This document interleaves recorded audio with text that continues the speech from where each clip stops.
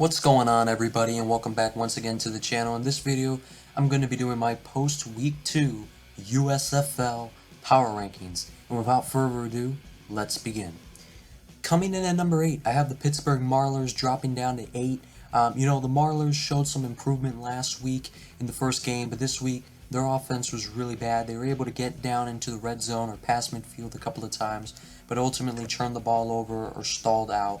This team, it's new faces, but familiar results with this team. The Maulers right now, I think you got to put them as the worst.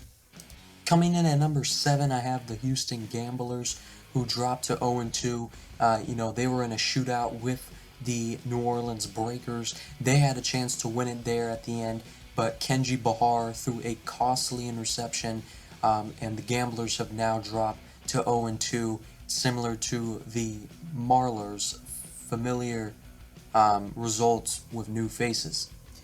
Coming in at number 6, I have the Memphis Showboats, who are now dropped to 0-2, and they just lost 42-2 to the Birmingham Stallions. To be fair, they just lost to the toughest team in the league, so I give them that benefit of the doubt, but the quarterback play was very bad for this team. The defense really had no answer for the Stallions. The Showboats definitely got some figuring out to do. And Todd Haley, their second-year head coach, he's going to need to turn the tide because his team is starting to go down the same route as it did last year when they had a mediocre record and missed the playoffs. Coming in at number 5, I have the New Jersey Generals, who were able to get the win over the Pittsburgh Maulers. Struggled early on, but were able to turn it up in the fourth quarter and take advantage of the Maulers' mistakes. Still a lot of question marks with this team of a lot of the pieces they've missed, but it was important for them to get that win over the Maulers, and they did. Coming in at number 4, I have the New Orleans Breakers. The New Orleans Breakers were able to get to 2-2 with the win. To 2-0, excuse me, with the win over the Gamblers, as I mentioned earlier. Their offense definitely improved a lot in this game. The previous week, it was not very good. They were able to do really well offensively in this game. And yeah, the Breakers look another team with new faces, but they're off to a good start like they were last year. And it'll be interesting to see what they can do against the Stallions next week for first place in the Southern Division. Coming in at number 3, I have the Philadelphia Stars, who, they lost to the Memphis Showboats 24-10. That was an ugly loss for the Philadelphia Stars. Because it wasn't even that much of a blowout, but it was in terms of the amount of hits Case Cookus has got. The previous week, he had gotten sacked 5 times. This game, he got sacked a bunch. The Philadelphia Stars offensive line really has some issues, and if they want to keep Case Cookus healthy throughout this year, they're going to need to figure out a way to protect him, because this offense is just really not good because of those offensive line struggles. It felt like every time they would take 3 steps forward, they would then take 2 steps back as an offense, and it would be on positive drives. So they would drive, take sacks, have to make it up, and then sometimes they would take 3 steps forward and take 4 steps back. So they really struggled in that game because of the offensive line, and they're going to need to figure something out there if they want to be able to get back to the USFL championship. Coming in at number 2, I have the Michigan Panthers, the all-new Michigan Panthers, who are now 2-0. Last year, this is a team that went 2-8, and now they've already won as many games as they did last year. This year, quarterback Josh Love is playing really well. He's on his revenge tour. He was with the Pittsburgh Maulers last year. It was a rough go for him. He got traded in the middle of the year last year, and when he went to the Panthers, he struggled a bit too, but he looks locked in and ready to go. Reggie Corbin had a big game, the running back for the Panthers. And their defense in back-to-back weeks has really stepped up, which has been very impressive. This Panthers team is definitely for real, and it'll be interesting to see them take on the Generals next week.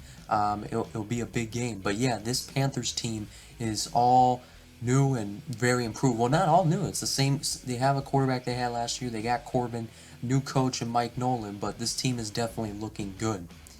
And then coming in at number 1, I have the Birmingham Stallions, who, you know, they got the big time win over the Memphis Showboats 42-2, but they have an interesting quarterback competition brewing. Alex Magoo really lit it up, threw for a few touchdown passes, threw for over 300 yards, I believe. He had maybe the best quarterback performance we've seen in the USFL this year, and maybe even going back to last year.